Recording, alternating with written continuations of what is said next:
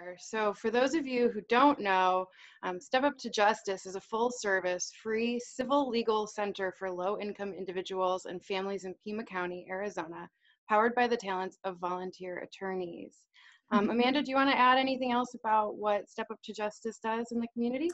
Sure, absolutely. So just like you said, we are a pro bono legal center. We are a nonprofit that's entirely privately funded and grant funded, so we don't receive any federal or state dollars. And we provide free civil legal services for people that financially qualify, mostly in the areas of family law, minor guardianship, landlord-tenant, bankruptcy, consumer protection, wills and estates, and hopefully I'm not forgetting anything. And what kind of impact has COVID-19 had on your work? Yeah, we were very lucky. So Step Up to Justice is actually just about 3 years old, and when it was founded, it was really founded with the intention of being technology forward and efficient with the way that we provide client services. So luckily, we already had a lot of tech in place to be able to transition to remote client services pretty seamlessly. So as far as the way we are able to help clients, that didn't change very much. We just switched everything over to phone appointments with our volunteer attorneys and clients, or video conferencing, and then working on document sharing for those that are able to do that online, or we figure out other ways if folks aren't able to do that. But as far as what we're seeing in the legal field and what our clients are going through, there's been a lot of changes. As you've probably heard, the courts have really limited the kinds of hearings that they're seeing, and the ones that they are seeing, they're trying really hard to do them all telephonically. So a lot, especially in family law, which is the area that I work in, a lot of things have been put on hold, and so the court is really only able to see the emergency situations, which is really good that they're still seeing those, but a lot of other things have been put on hold. So we are still helping people get ready for when everything lifts and they can move forward with their cases. And for those that are in more emergency situations, we are here for them and really trying to help advocate and keep things going so that they can be safe and take care of what they need to take care of. The other thing I would say is, as I think added with all the regular life things, there's just more anxiety and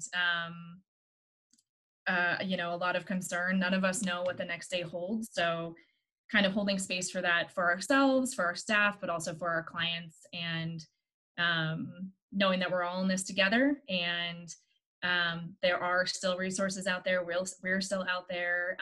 And yeah, so just dealing with that day to day, figuring out what's going to happen next.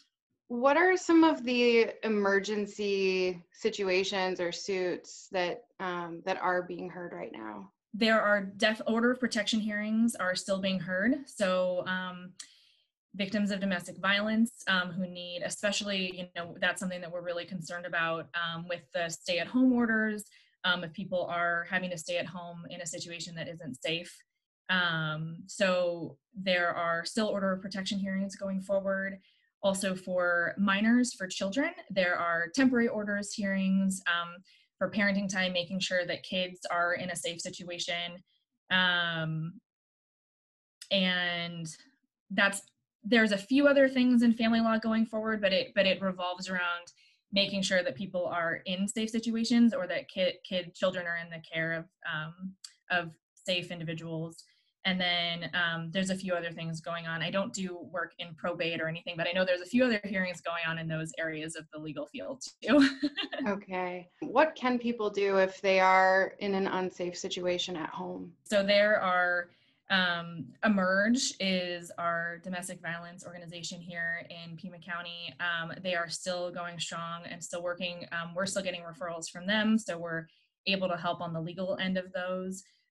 Reach out. I've also been following a lot of people on Instagram, and I should have looked it up before getting on here, but I know that there are 1-800 hotline numbers that people can call. It's all confidential, either to just get support in the situation that you're in, or to get resources to figure out if you need to make some moves to get into a safe situation. So I would just advise that help is still out there. Reach out, look for those resources. Yeah, and I know that I can probably look it up too, but Emerge has their 1-800 hotline number as well. What's the implication for your clients of the cases that are on hold? Yeah, unfortunately, it just means that everything is on delay until further notice. So, for example, if it's not one of those emergency situations, but someone really would like to get a divorce, they're ready to move on, all of those things are on hold until we hear something more. So, it doesn't mean there's not work that we can be doing with those clients on the front end so that you can have all your paperwork ready to go. But as of right now, all of that is really on a standstill. And so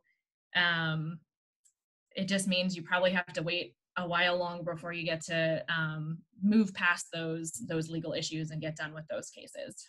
What do you need right now as an organization? I mean, if people are watching and they want to help, what can they do? Yeah, thank you so much. That's a great question. As I'm sure a lot of other nonprofits are experiencing, we had to cancel. We had 2 fundraising events coming up that we had to cancel, which is totally what we need to do, but also a bummer. I think we anticipated raising about $25,000 total in those. So helping with some fundraising, and of course, people can donate at our website as well. And if there's any volunteer attorneys out there, we still are providing services. And if you're interested in donating some time, we'd love to have you. So you can reach out. What are you doing right now to get through these times, or to adjust, or to take care of yourself? Like, what's your advice there to other people? Yeah, absolutely. I ebb and flow for sure, like to be real about it. So I've got a little calendar where I keep track of the days that I have my existential crises. And just really keeping an eye on the way that people are coming together. So I think Tucson is such an incredible community, and there are so many incredible communities around the country. So with all the scary news and the bad news, I try to look at double the good news. So I've got some friends in town doing incredible work, trying to talk to my coworkers, talk to our clients, just stay connected to other humans and be there for each other, even if it's through Zoom or something like this. We're getting used to it. It's still fun to see people's faces. And we live in Tucson, so I'm going on a ton of walks because it's the most beautiful weather outside and flowers are blooming and everyone has their dogs outside.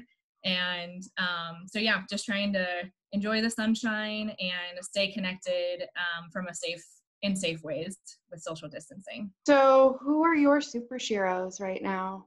Yeah. Oh, the list is so long. When you asked that question, I was like, ooh, how am I going to narrow it down? There's a few shout outs that I would love to give. We have some volunteer attorneys that are just incredible. Christy Claremont is one of them. She has been volunteering twice a month, nonstop since we started, and with no interruption with all of this. Only now she's also homeschooling her children, and just incredible. And she does all of that with grace, and she still treats every single one of our clients that we have meet with her with compassion, and she just listens and is there for them, and the feedback that we get from them is glowing. So I'm forever impressed by her ability to just continue to be there for other people, and do it in such a graceful way. I also think we've got this another volunteer, Kate Osterholt, who is like the comic relief of our group. And never once have I hung out with her and not like chortled wholeheartedly.